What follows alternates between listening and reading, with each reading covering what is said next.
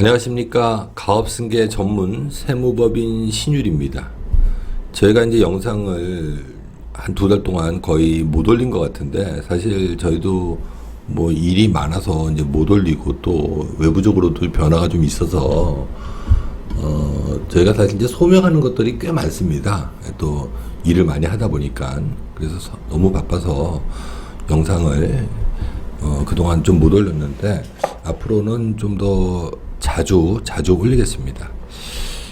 제가 이제 오늘 준비한 거는 이제 유튜브를 보고 전화 오신 건 아니고, 기장 세무사님이 또 연락을 하셔서, 이 업체 기장 세무사님이 연락을 저희한테 의뢰하셔서 저희가 그 기장 세무사님 통해서 같이 이제 상담을 하고, 지금 이제 진행하기로 한 상태입니다. 그래서 일단 저희가 이제 어떤 식으로 좀 정리하는지에 대해서 또 우리 기업이 또 어떤지 뭐 이런 것들 대해서 좀 우리 대표님들이 보시면 좀 좋을 것 같아서 좀 준비했습니다.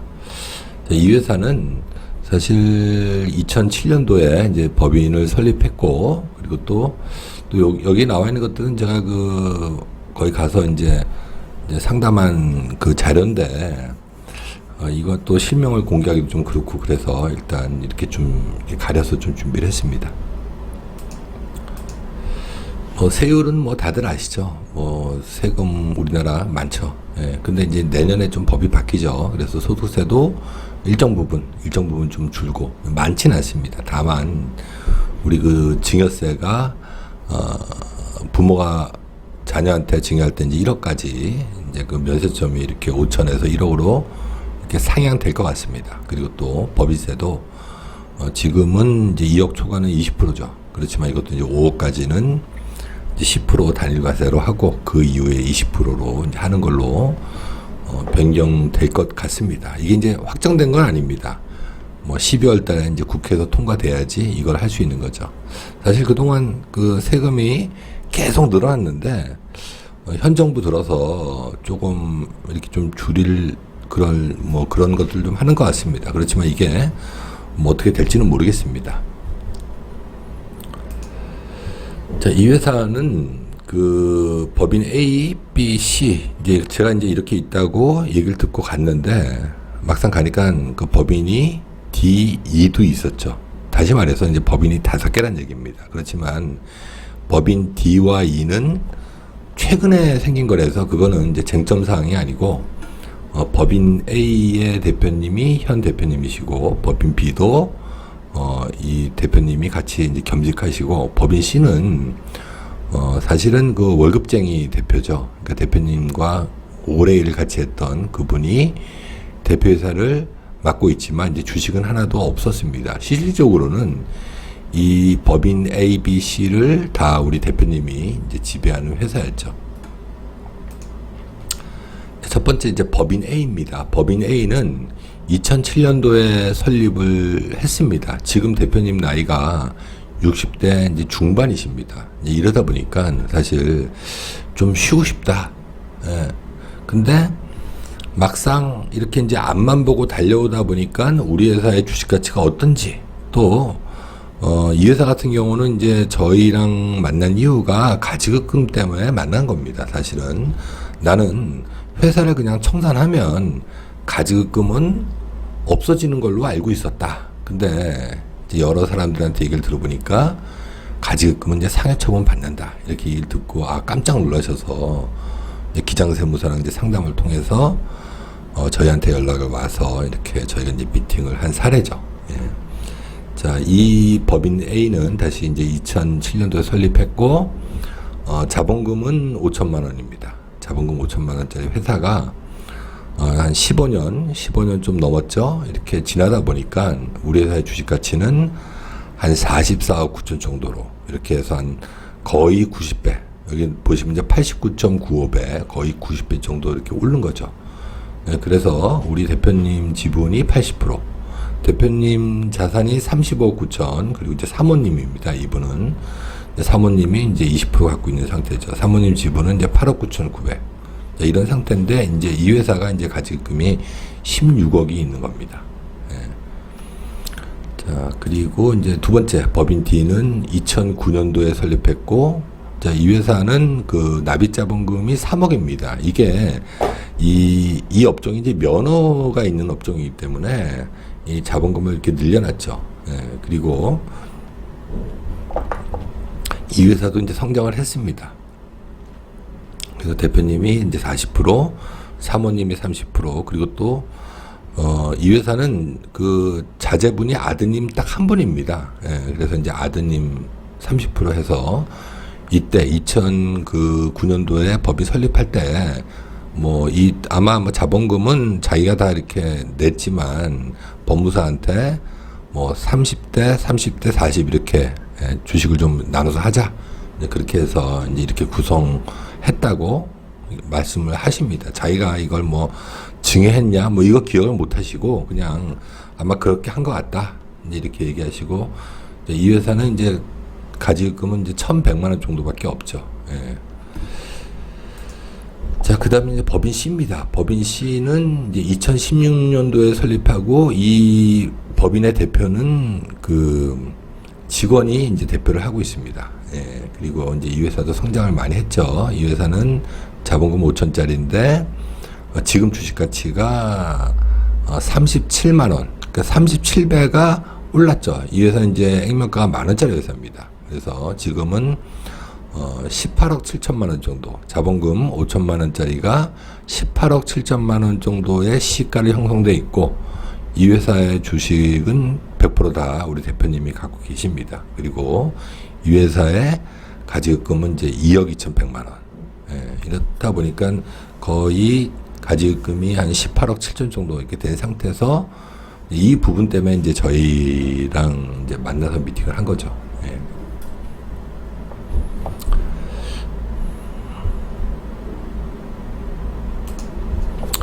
이 쟁점 사항은 이런 거죠. 예.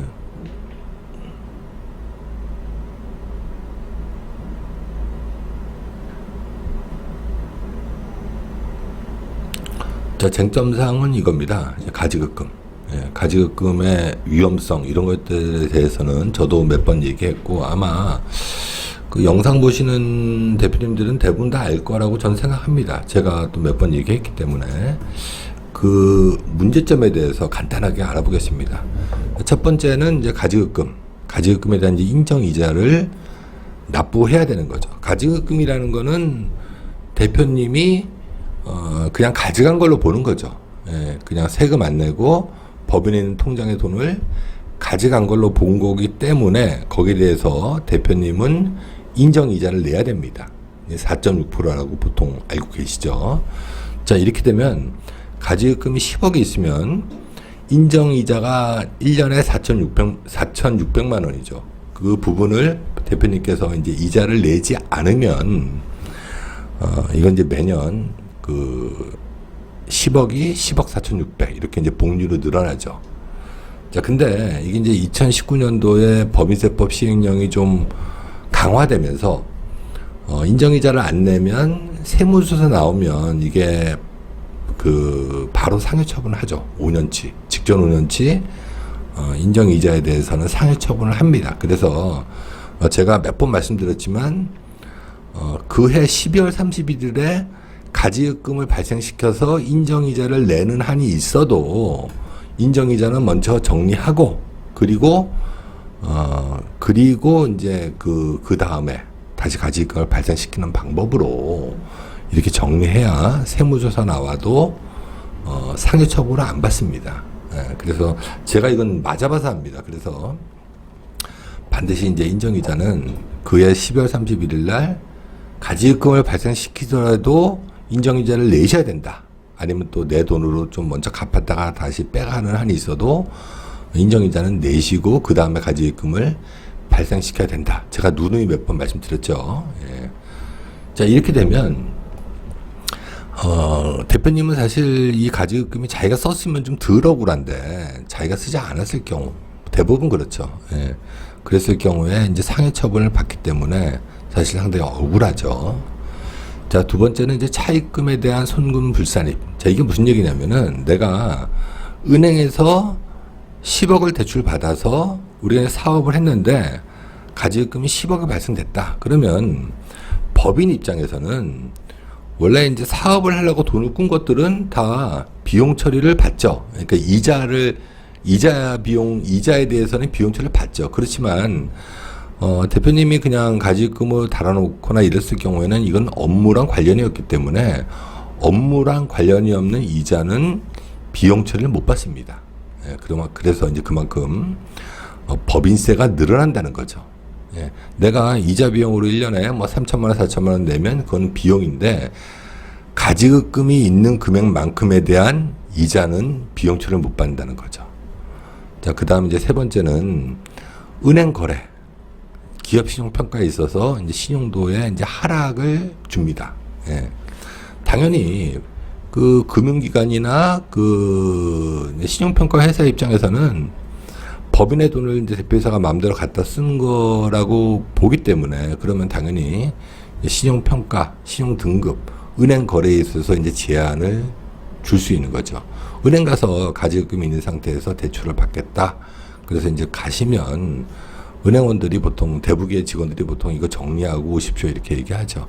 자, 그래서 만일 우리가 가지급금이 있는 상태에서 기업에 이제 대출을 받아야 되면 이건 사실 좀 편법이라고 얘기할 수도 있지만 세무 조정할 때는 그 가지급금에 대한 인정이자를 내고 그리고 또 이제 재무제표 상에서는 가지급금을 좀 없애는 방향으로 이렇게 하셔도 사실 우리 이제 그 국세청에서는 이자만 받으면 됩니다. 예, 우리 국세청에서는 가지급금에 대한 이자, 예, 이거에 대한 그 인정이자나 상여처분이나 차입금, 송금, 불사금 이런 것들만 하면 되는 거지 재무제표를 약간 이렇게 좀 변칙적으로 한다 그래도 이게 그 세무적으로는 걸릴 게 없습니다. 그래서 뭐 이건 사실 좀 편법인데 어떻든 간에 좀 그런 식으로 하면 가지급금을 좀 숨기면서 이자는 내면 되는 거죠, 사실. 예. 자, 그 다음에는 이제 이 비상장 주식, 이 주식 가치가 상승되죠. 다시 말씀드리면 이 가지급금이라는 거는 법인 입장에서는 이 못 받은 돈이죠. 법인 입장에서는 자산입니다. 그렇기 때문에 우리 회사의 주식 가치가 상승되죠. 가지급금이 있는 만큼.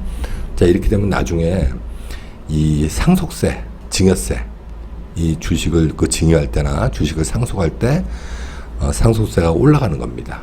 그래서 이제 미래 상속세가 이제 증가된다. 이제 이렇게 표현하는 거죠. 자, 그 다음에 이제 청산 시 이 가지급금은 청산하는 순간 바로 상여처분 받습니다. 우리 회사 같은 경우는 18억 8천 정도, 18억 7천 정도의 가지급금이 있기 때문에 대표님이 이 회사를 청산을 못 하는 겁니다. 청산을 하면 거의 한 7억 5천 정도의 그 소득세를 내야 됩니다. 그렇기 때문에 이제 회사를 청산 못 하고 계속 가지급금을 정리한 다음에 청산할 수밖에 없는 거죠. 청산 시 이제 장애 요소가 되는 겁니다. 그리고 이제 7번째는 이제 이게 이제 배임 횡령으로 엮였을 경우에는 이게 형사적인 문제가 따른다는 거죠. 자, 그리고 8번째는 이제 가업승계. 이 조세지원 제도를 활용해서 가업승계 할 때 이때 이제 세금이 적죠. 예, 근데 이 부분에 있어서 가지급금은 이제 사업무관 자산이기 때문에 조세지원 제도에 대한 혜택을 못 받는다는 겁니다. 다시 얘기해서 우리 회사의 주식을 그 사업무관 자산은 이 주식 한 주를 이렇게 나눌 수가 없기 때문에 그 프로테이지로 합니다. 사업무관 자산이 20%면 80%는 조세지원 제도를 받고 나머지 20%는 이제 일반 상속이나 증여로 이제 증여세를 과세하는 거죠. 그래서 이 조세지원 제도를 받기 전에는 가지급금이나 업무관 자산을 이렇게 잘 발라내셔야 온전히 조세지원 제도를 받을 수 있는 겁니다.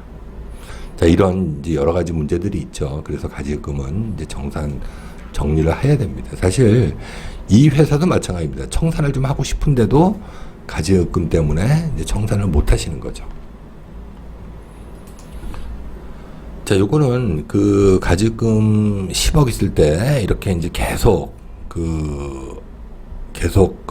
이자도 안 내고 계속 이렇게 놨었을 경우에 한 10년 정도 지나면 10억이 이제 14억 9,800만 원. 사실 이제 9년입니다. 9년만 되더라도 거의 1.5배의 그 가지급금, 이제 늘어난다는 얘기죠. 그래서 원금이 10억이지만 거의 9년, 10년 지나면 그게 1.5배로 늘어난다. 그만큼 가지급금은 계속 놔두시면 안 되고 그때그때 조금씩이라도 미리미리 정리하셔야 되는 겁니다.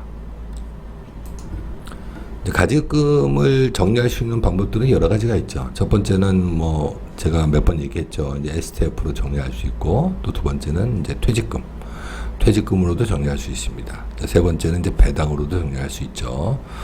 뭐 여기는 안 나와 있지만 사실 뭐 대표님 급여를 올려서 정리할 수도 있습니다. 급여를 많이 받은 다음에 세금 내고 나머지 돈으로 이제 가지급금을 정리할 수도 있죠. 자, 그 다음에는 이제 대표이사가 갖고 있는 다른 법인의 주식을 뭐 활용해서 가지급금을 정리할 수도 있죠. 자, 그리고 대표님 개인 부동산을 매각해서도 정리할 수 있습니다. 사실 대표님 개인 부동산을 매각해서 정리하는 게 어떻게 보면 어렵고 어떻게 보면 쉽습니다. 근데 이제 문제는 이 부동산은 또 옛날에 샀을 경우에는 양도세가 나옵니다. 이런 부분 때문에 사실 좀 양도세에 대한 것 때문에 이 개인 부동산을 정리하기 아직까지 쉽지 않다 이렇게도 얘기하시는데, 또 양도세를 좀 그 이월과세 받아서 하는 방법도 있습니다, 사실. 그래서 이거는 그 회사마다 이 대표님마다 그 컨디션에 따라서 어느 게 좋고 어느 게 나쁘다 얘기할 수는 없습니다. 다만 여러 가지 이제 저희 그 솔루션을 통해서 거기에 이제 맞는 합당한 솔루션을 저희가 이제 제공해 드리고 있죠. 그 다음에는 이제 특허, 무형자산을 활용해서 가지급금을 정리할 수도 있죠. 그리고 사실 이제 이것도 저는 제일 많이 쓰는 전략 중에 하나인데, 이 회사도 마찬가지입니다. 우리 이 회사도 그 급여 처리를 못하는 직원들 때문에 이 가지급금이 늘어나는 건데, 이 경우에는 그 증빙불비 가산세만 내고도 가지급금을 정리할 수 있습니다. 그래서 제가 이제 상담을 할 때도 항상 말씀드리지만, 일단 그 가지급금 정리하는 건 정리하고 그 다음부터는 이런 오류를 범하지 않기 위해서 증빙불비 가산세 이게 2%입니다. 2%만 내고 가지급금을 좀 미연에 좀 방지할 수 있게끔 뭐 이렇게 이제 하는 것들을 저희가 제시해 드리고 있죠. 일단 그 저희가 이제 간단하게 한번 표로 만들어 봤습니다. 이 대표님이 연봉이 1억 2천이라는 가정하에 20억 정도 회사에서 이렇게 인출했을 때 세금이 어느 정도 나오고 얼마의 가지급금을 정리할 수 있는지 한번 보시죠. 급여나 상여로 20억을 추가로 받아왔다. 그러면 세금은 8억 4,494만 3천 원 이렇게 내면 이제 세율은 42.2%죠. 실질적으로 수령하는 거는 이제 건강보험료도 내야 되기 때문에 한 11억 정도, 20억 받아와서 세금 한 9억 가까이 내고, 정확히는 이제 8억 8,900만 원 내고 11억 1,000만 원 정도 이렇게 받아서 가지급금 정리할 수 있는 거죠. 가지급금 18억 정리 못 합니다. 20억 받아와도. 두 번째 배당. 배당으로 받아왔을 경우에는 차이는 조금 있지만 이것도 이제 만만치 않죠. 배당도 사실 건강보험료가 이제 붙죠. 그래서 20억 받아와도 실질적으로는 이제 수령하는 거는 11억 6,800만 원. 시도세율이 급여나 상여는 44.5%, 그리고 이제 배당은 41.6% 이렇게 나옵니다. 자, 세 번째는 저희가 좀 많이 쓰는 방법인데, 이제 자기 주식을 활용하면 20억 정도 이렇게 했을 때 26.6%. 근데 이 자기 주식은 좋은 점이 있죠. 이 건강보험료가 안 붙습니다. 그래서 실질적으로 한 26.6%. 그래서 14억 6,700만 원 정도 이렇게 수령할 수 있죠. 예. 다만 이 자기 주식이라는 거는 이제 양도세를 냅니다. 이 주식에 대한 양도세를 내야 되기 때문에 이 취득 원가가 중요합니다. 근데 보통 이제 우리 중소기업들은 대부분 액면가가 취득 원가죠. 그래서 이 회사도 이제 액면가가 취득 원가이기 때문에 그걸 기준으로 한 거고, 사전에 증여한 게 있으면 뭐 이걸 활용해서 좀 할 수도 있겠죠. 자, 그 다음에 이제 유상감자나 이제 소각했을 경우도 마찬가지입니다.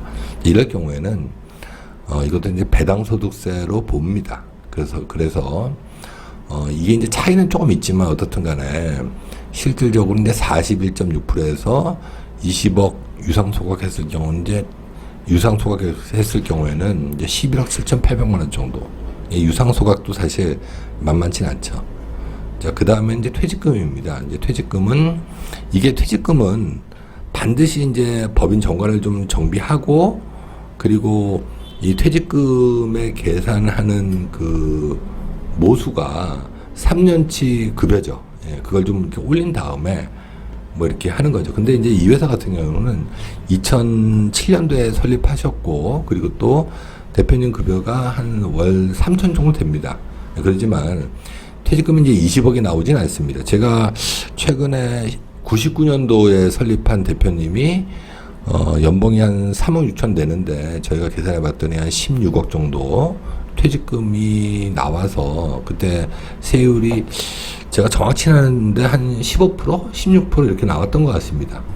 그렇지만 이제 이 회사 같은 경우는 한 22% 해서 한 15억 5천 정도 이제 수령할 수 있는 거죠.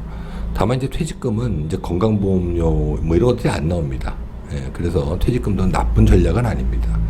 그 다음에는 이제 STF라고서는 이제 이 주식을 좀 증여하고 뭐 이렇게 하는 방법으로 했을 경우에는 한 20% 정도, 19.4% 정도 해서 한 16억 1,200만 원 정도 이제 수령할 수 있죠. 이렇게 그 비교를 해서 좀 말씀을 드리고 또 저희 전략을 좀 설명을 드렸죠. 자, 첫 번째 A 회사입니다. A 회사는 제가 이제 가지금을 정리하면 우리 회사의 주식 가치가 어떻게 변동이 되는지에 대해서 좀 말씀을 드렸습니다. 원래 이제 A 법인이 이 회사 같은 경우는 가지금이 16억이 있었죠. 이 16억을 정리하면 지금은 우리 회사 주식 가치가 44억 9,700만 원인데 가지금 정리하면 이제 40억 8천만 원 정도, 한 4억 정도 주식 가치가 떨어지죠. 이 16억을 정리해도 이게 16억만큼 다 줄지는 않습니다. 왜 그러냐면 이 비상장 주식의 주식 가치 평가는 순자산과 순손익을 가중평가해서 이제 계산하다 보니까 순자산 빠지는 것만큼 그렇게 이제 익사이팅하게 줄진 않죠. 그렇지만 어떻든 간에 한 4억 정도는 들죠. 예, 그래서 또 당연히 대표님의 주식 가치도 떨어집니다. 자, 두 번째 회사. 이 회사는 사실 뭐 가지금이 많지는 않지만 어떻든 간에 이제 우리 세 개 회사를 좀 믹스해서 저희가 정리하다 보니까 가지금을 정리했을 경우에 이제 B회사의 주식가치, B회사의 시가총액은 이제 10억 800만 원인데, 정리하면 이제 7억 8,800만 원으로 이렇게 줄어들죠. 그리고 또 대표님의 주식가치가 상당히 엑사이트하게 이제 줄어듭니다. 예. 4억, 대표님의 주식가치가 이제 4억 정도 됐는데, 이게 이제 3억 정도로 이렇게 줄어들고, 또 기업 가치도 이제 좀 이렇게 줄어들죠. 이게 이제 가지금이 정리된 상태에서 주식 가치를 제가 말씀드린 겁니다. 자, 세 번째 회사도 마찬가지입니다. 세 번째 회사도 이제 시가총액이 17억 4,900만 원이죠. 근데 정리하기 전에는 이제 18억 7,400만 원. 예, 그래서 한 1억 정도 이렇게 기업 가치가 이제 줄어들죠. 그만큼 상속 재산, 상속 과표가 준다는 얘기와도 같은 얘기죠. 예. 자, 그래서 이제 가지금을 정리했을 때 이제 주식 가치를 이렇게 저희가 이제 보여드렸죠.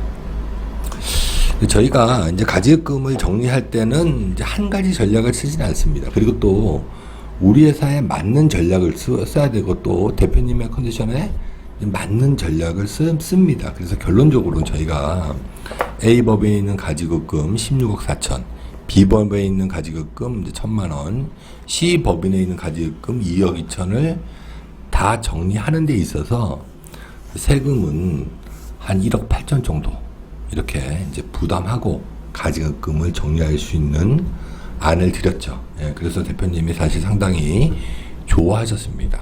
예. 자, 근데 이제 가지금 이게 이제 한 번에 되진 않고 기간이 저희가 이제 3년 정도 이렇게 말씀을 드렸죠. 이게 이렇게 한 번에 정리하려면 세금이 많이 듭니다. 그렇지만 이제 기간을 두고 잘 활용하면 그만큼 이제 세금을 적게 해서 한 10% 정도의 세금으로 가지금을 이제 정리하는 거죠. 자, 두 번째 쟁점 사항은 이제 가업승계입니다. 이게 어떻든 간에 이게 외아드님, 아드님한테 이 기업이 넘어가야 되기 때문에 이 부분도 저희가 어떻든 간에 이게 이제 다 가업승계입니다. 이 끝은, 이 세금의 끝은. 그래서 이제 이 부분도 이제 말씀드리는 거죠. 대표님 지금 개인의 주식 가치, A 법인이 이제 35억 9천만 원, B 법인은 18억, C 법인은 이제 4억 정도 됩니다. 이게 대표님 오로지 지분에 대한 주식까지 평가했더니 합계 금액이 이제 58억 7천입니다. 그러면 물론 이건 이제 한 번에 증여하진 않지만 일단 증여를 한 번에 했을 경우에 이 과표 곱하기 0.5 하죠. 거기다가 이제 누진공제 4억 6천을 하면 24억 7,700만 원의 세금을 내야 됩니다. 예. 그러니까 이거 한 번에 증여 못하고 우리가 나눠서 증여하고 여러 가지 방법을 쓰는 거죠. 그리고 또 그냥 이 상태로 계속 놔뒀는데 갑자기 돌아가셨다. 그러면 상속세도 마찬가지입니다. 이 과표에 이제 일괄공제 5억을 빼주고 거기다 이제 50% 곱한 다음에 그 금액에서 이제 4억 6천을 빼주면 22억 2,700만 원. 예, 이게 사실 이 상속세나 증여세가 만만하지가 않죠. 그래서 이제 이 부분을 제가 말씀드렸더니 대표님이 깜짝 놀라시는 겁니다. 그래서 이거를 좀 방법을 찾아야 되겠다. 예, 그래서 저희가 이제 좀 안을 제시해 드렸는데 사실 이 조세지원제도 가업승계 증여특례나 아니면 가업상속공제 이제 이런 걸 활용해야 되는데 문제는 이 대표님이 이 사업을 그렇게 오래 하고 싶으신 마음이 없으십니다. 그리고 또 이 사업 자체가 대표님의 안면으로 하기 때문에 내가 언제까지 이거 사업해야 되냐 이런 부분 때문에 이거를 이제 저희가 상담을 통해서 좀 말씀드렸더니 이건 나 싫다. 예, 그래서 저희가 좀 안을 제시해 드렸습니다. 예. 그래서 저희가 이 승계도 토탈 세금 내는 거는 4억으로 이 54억 8천만 원을 자녀한테 이렇게 승계할 수 있게끔 저희가 이제 구조를 짜드렸더니 사실 상당히 좋아하셨습니다. 이 기간이 사실 이게 뭐 1, 2년에 되는 건 아닙니다. 적어도 저희가 보통 이런 일을 맡으면 짧게는 5년, 길게는 뭐 10년 이렇게 맡습니다. 그렇기 때문에 반드시 이런 가업승계나 이런 것들은 이 세무법인하고 하셔야 됩니다. 한 명의 세무사가 있는 세무사한테 하셔야 되는 건 아니고 저희처럼 이 시스템이 되어 있는 세무법인을 통해서 이런 전략 이런 걸 하셔야 소명도 할 수 있고 또 한 번 세무사면 이제 평생 세무사입니다. 그래서 반드시 가업승계 전문 세무법인 신유라고 하시면 저희가 설명도 다 해드리고 또 전략도 디테일하게 다 짜드리고 있습니다. 오늘은 여기까지 하겠습니다. 구독과 좋아요, 알림 설정해 주시면 영상을 만드는 저한테는 큰 힘이 됩니다. 감사합니다.